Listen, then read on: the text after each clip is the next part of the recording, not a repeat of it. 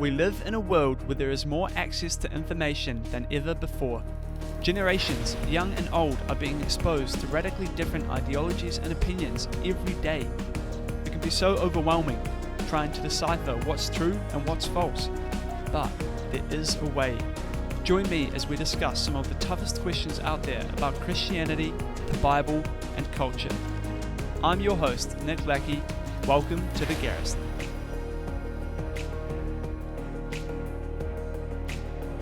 Welcome back, everybody, to another episode of The Garrison. Thanks for joining me today. I'm very excited because I have my good friend Oakley with us, and we're going to be having a big discussion about Christianity. So before we get right into the questions, Oakley, would you like to introduce yourself and tell us what you do? Yep. My name's Oakley Inkersell. I live in Christchurch. I've went to high school with you and your brother and all our friends. And now today I run my own business. I've got an employee, Jack, who we've known all high school. I've known him my whole life. And yeah, I love business and I post TikToks. That's how I grew my business. And yeah. Awesome. And so the reason we've started to do this interview is because a few weeks ago was it that we caught up, and I was really intrigued to hear about your thoughts on Christianity because, you know, often in our friend group we would have conversations and depends on the person we were talking to, they would go in different directions. Yeah. I'll put it that way. But I was really interested to hear your thoughts because you seem to be quite genuine and quite thoughtful and quite open-minded about this. Which was quite refreshing. And yeah, I think to start off, Oakley, why don't you tell us, like, let's say 2 years ago, maybe back when we were in high school and we were having those discussions within our friend group, what were your views on Christianity and God? My views on Christianity were probably not the most positive because I'd never grown up learning anything about religion, full stop. It was just, never even acknowledged. And all I had around me was teenage boys. Yeah. And you get the teenage boy viewpoint, which is obviously not great. And then from there, the teenage boy viewpoint was probably, it's stupid, you believe in. It doesn't make sense because you're so closed-minded and just negative and pessimistic about life, I think. But then my view probably changed to more... I thought that it was a different, because there's so many religions and so many segments. So to me, I thought what made sense the most was it's all just interpretations of history or an event in people's own ways. And then that's been Chinese whispered throughout history. And now we've got a kind of watered down version. But now I believe in a higher power because I've been shown there's one, I think, and I can't really deny that. And when with things such as the law of attraction, the butterfly effect, just these undeniable things in life, like there's a higher power. Right. And to think that all of this came from nothing is insane. Like, it's all so perfect. Yeah. It's obviously not perfect, like the world as it is today. The world's never been a worse place, in my opinion, but... as it was made, God intended, or higher power intended, the world was created perfect, in my opinion. Yeah. And this does not, this could not have happened randomly. Mm-hmm. And we come from monkeys. It doesn't make sense to me. Yeah, I think you're pointing out something which I feel myself, which is, I think every human has a natural kind of sense that something is not the way it's supposed to be. And for me, obviously, I agree that there is the world was created perfect, and every time we see something evil in this world, naturally we think, man, this is not the way it's supposed to be. We know it's wrong. And for me, that's one of the strongest arguments for God, one of the strongest things which convicts me that there must be a higher power. So I guess going back 2 years ago, I guess we were both in high school and you didn't have the most positive view on Christianity. Maybe you kind of just didn't think about it too much, but now you've moved on a couple years, and I noticed this happen actually quite interestingly with my older brother. Now he was a Christian, but his friends, it kind of took until after high school when they started to think about these things seriously. They would kind of be enjoying high school, like most of us probably were, A lot of them were trying to just have fun, party, do drugs, get with girls, that kind of thing. But then after high school, people started to think a wee bit more about these issues. And I don't know completely why. Maybe this has happened to you. But so tell us about the kind of past year. What happened after high school in your life? Not in regards to your views in Christianity, but just what's been going on and where are you now? Since I left high school, so when was that? 2021. We left high school. So 2022, I obviously went to uni because it's what everyone does. It's what you feel like you have to do. It's what I felt pressured to do, and obviously it was a linear path that was safe. So I went to uni, studied business because I liked business, and that's my passion. But studying business at university doesn't make the most sense looking back, and especially I realized. I knew the whole time being there, I hated it. I never went because I just wasn't interested. And if you're not interested in something, that's just like, that's where you end the line. Like you can't, I don't think there's no point in pushing yourself to just go and keep going because you feel like you have to. I felt that way. Obviously not everyone doing a business course at uni is going to feel that way. I feel this way because I've had businesses in the past and I've also spent thousands of hours like learning about business on YouTube and online and through people that are more successful than me. Like you can study and learn from billionaires and multimillionaires on YouTube, and you can learn anything on YouTube. That's just we can come back to that later, but that's something I'm passionate about. But so it got to basically the end of the way through uni. I passed like 55-60%. I think I passed with, so just scraping through, and then I made the decision that I was not going to go back next year. I could not do another year, and in 2 years of that, like I hated it so much. So then I had bought cleaning chemicals already at the start of the year because I planned to have a car cleaning business on the side of uni, so then I could then make that the main thing because I didn't want to be at uni. And then after I left uni, my hand was forced, so I kind of had to start my car detailing business because I had these chemicals, and what else am I going to do? I'm either going to get a job working with someone else and hate it still, or go back to uni. So I started my business. I posted on the Beckenham community page, which is just a Facebook page, and then I got my first week and a half, 2 weeks booked out with people, charging about half what I do now. And then it's kind of just snowballed from there, and now we've got like a real business. That sounds about it, and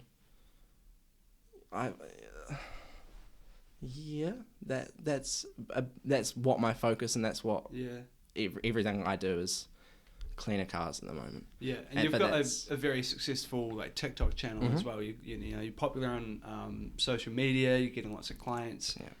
Would you say that? I guess now trying to relate that to what's happened in your views about Christianity, would you say like this process of kind of getting out of the uni scene, starting your own business, I mean this is probably a pretty obvious answer, but would you say you've matured quite a bit since the start, right?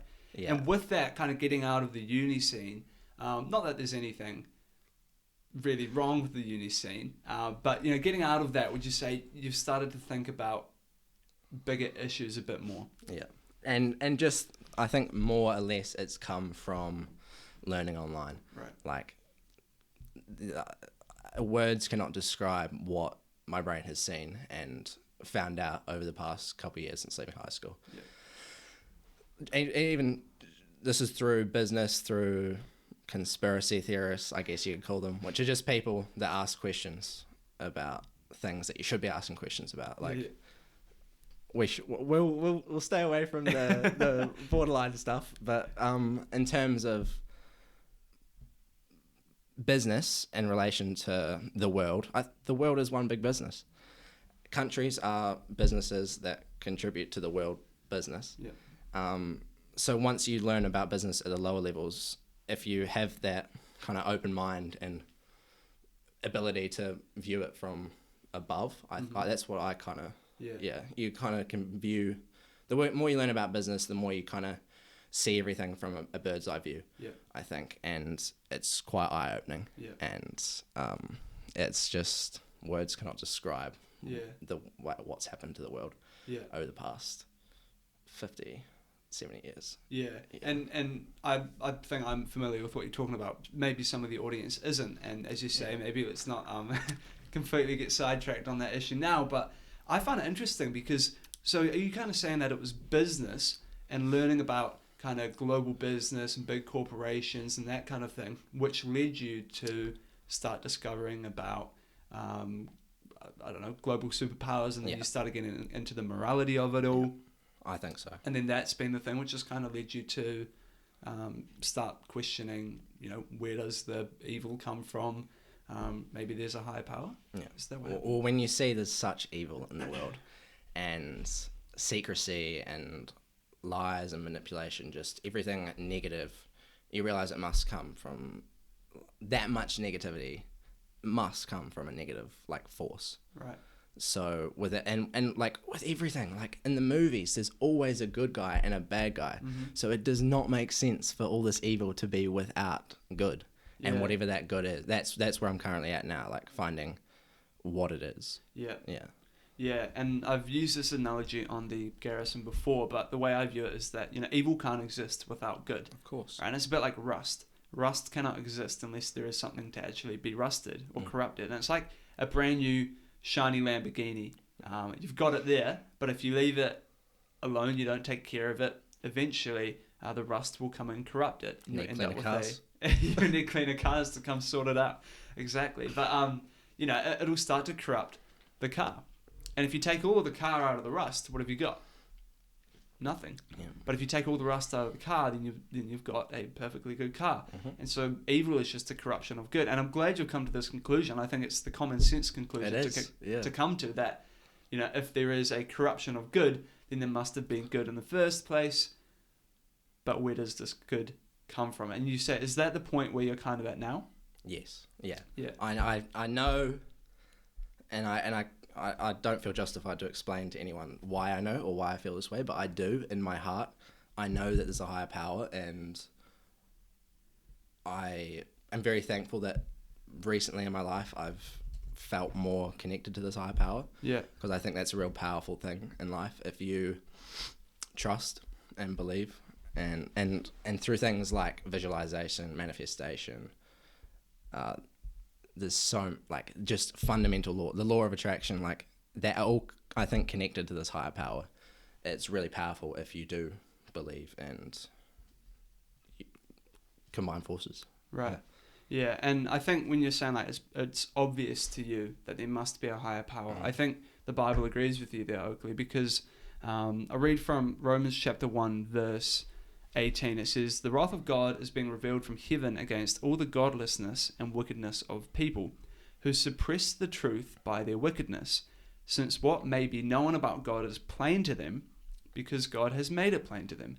For since the creation of the world, God's invisible qualities, his eternal power and divine nature, have been clearly seen, being understood from what has been made, so that people are without excuse." It's saying there that, God's creation, his nature and his eternal power is clearly seen by people, right? We have a conscience. So when we see moral evil such as genocide, naturally we don't do calculations to conclude, oh no, that's wrong based on all my theories and calculations. No, we know that because of our conscience, which has been given to us by God. We know, as you've said before, something can't come from nothing. There must have been something which has caused us all to exist in the first place. But the reason that people suppress this truth is because of their wickedness. That's what it says. Or in other words, their sin.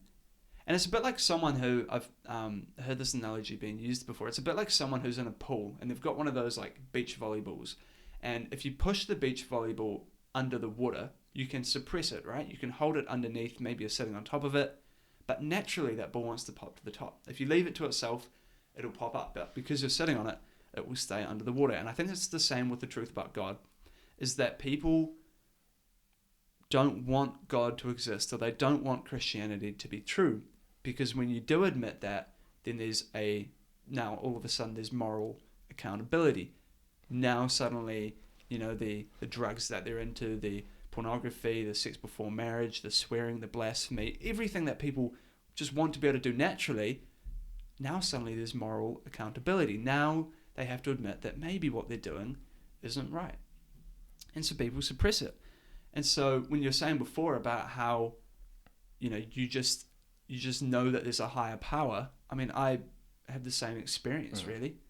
I can't, if I tried with all my might to not believe in God and to live a non-Christian lifestyle, I just couldn't. Yeah. Because the minute I went and just did something immoral, if I tried to go sleep around or get drunk or whatever, my conscience would just torment me, really. Yeah. I think it's so clear, yeah. And I realised, did you see that thing that Cam posted on his story where it was about the guy explaining the difference between fundamentally a Christian and a non-Christian? It's that feeling of guilt and the conscience. Right. When I saw that kind of made me think also, like, because I have a really guilty conscience about a lot of stuff. Like, I just feel things a lot, especially for a guy and a guy that's young.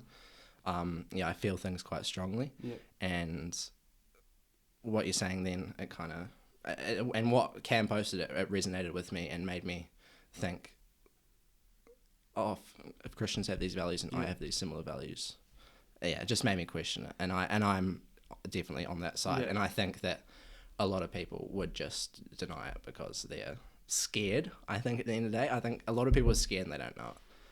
Yeah. For those of you who are unaware, Cam's a mutual friend of ours. But the thing he posted, I'm not sure I watched it, but I know what you're talking about. Yeah. And the Bible talks about this as well. It's the war between our flesh and the spirit.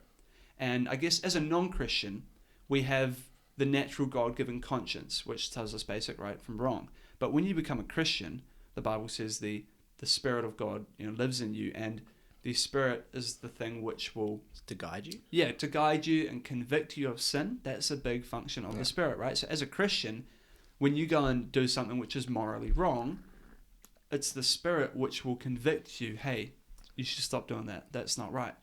And so there's this war going on between the flesh, which is a kind of natural desires. And it's kind of like that, to give a picture. And so...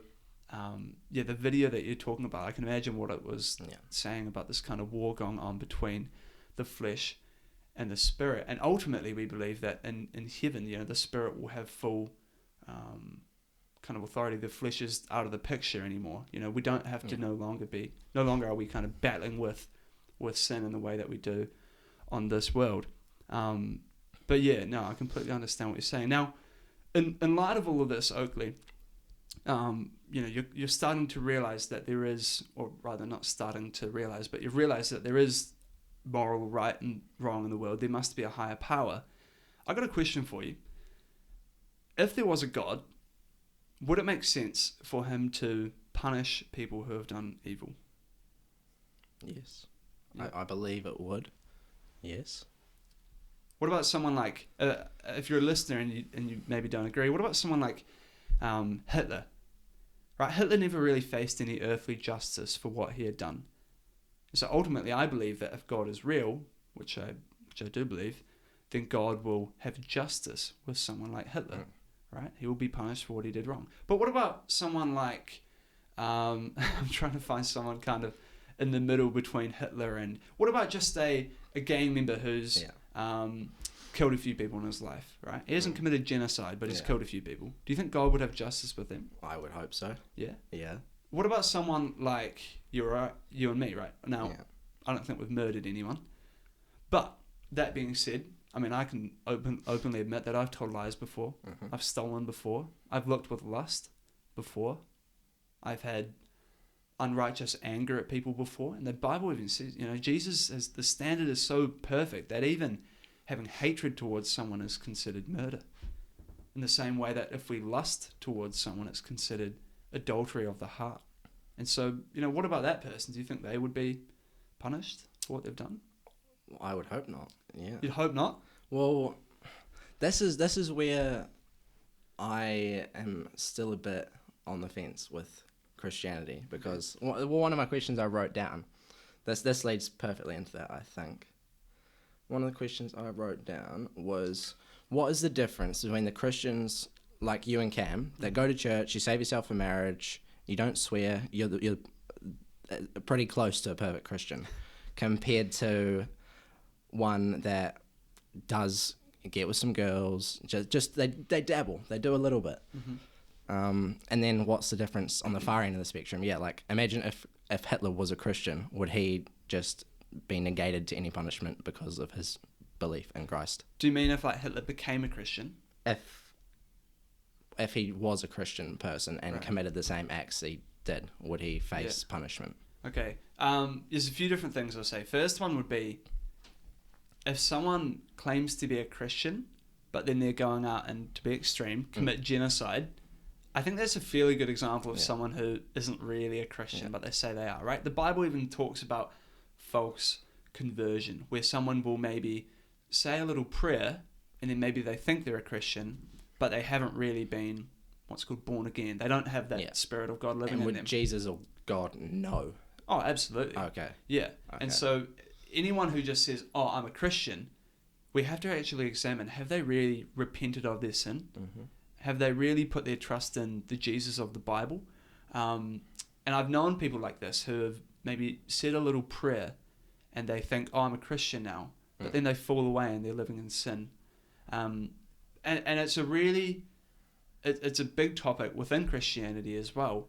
And it can be hard distinguishing between the Christian who says they're a Christian, but they're not actually a Christian and they're living in sin.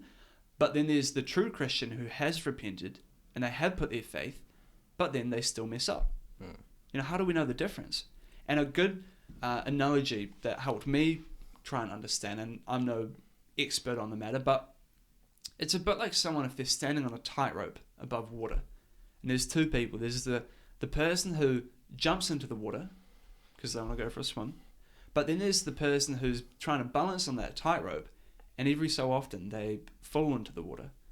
It's the difference between diving into water and falling into water. It's like diving into sin and falling into sin. If you're a Christian and you wake up and you think, right, today I'm going to go have sex before marriage and get drunk. Before 10 a.m. Yeah, you're consciously making the decision, I'm going to go sin. I don't care. You know, have you actually repented of your sin? But then there's the Christian who, they, in their will, they don't want to sin, right? They don't want to go and watch pornography. They don't want to go and mess up and do this stuff. They feel guilt. Yeah, they feel guilt about it. They don't want to.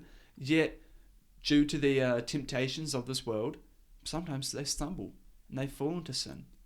And, I mean, I guess this is going to show that, and this is every Christian, right? There is no Christian who, they become Christian and they are perfect. Now, before you said, people like Cam and I, maybe in your eyes, close to the perfect Christian, but I have to disagree. I mean, there's no such thing as a perfect Christian, only the perfect Christ. Yeah. And that's the beauty of Christianity. That's why I believe it's the only true worldview. It's because every other religion is people trying to make themselves right with God by doing rituals or sacrifices or good works. But in Christianity, we don't trust in the goodness of ourselves. We don't trust in... that's why... You know, you're talking about that person who maybe they go murder someone, but then they become a Christian. But then there's the person like, let's take Cam. Cam's probably listened to this thinking he's quite popular. But you take someone like Cam who, you know, he hasn't murdered anyone, but, you know, he's still done some wrong. But in the eyes of God, God doesn't see him as, okay, this Christian he was pretty good in his lifetime, and this Christian was pretty bad, but I'm going to let them both into heaven. No, instead, he sees them how he sees Christ. It's like if when Jesus went to die on the cross, and what he did was let's say we've got dirty coats on, and that represents our life and our actions, okay? He put on our dirty coats, and he had a perfect white pure coat. He'd never sinned. And he put on our dirty coats for us. He took them off us, put them on himself, and he was punished for that. And so that is why God can still be just and let people who have sinned into heaven, because Jesus was punished in place of us on the cross. And what Jesus does is he gives us each our own white, pure coat, which has no stains on it, and that is how God views us. It's like if someone messes up and they break the law, they've got a $200,000 fine that they cannot pay themselves, right? They're broke, they've got no money. But then someone, out of their love for that guilty convict, comes in and pays the bail for them. Legally, they can still be set free. In the same way, because God is a good and just God, legally there must have been some sort of punishment for the sin that was committed. And the only acceptable punishment was God himself, the pure, perfect God who there was no reason that Jesus should have been punished due to his own works.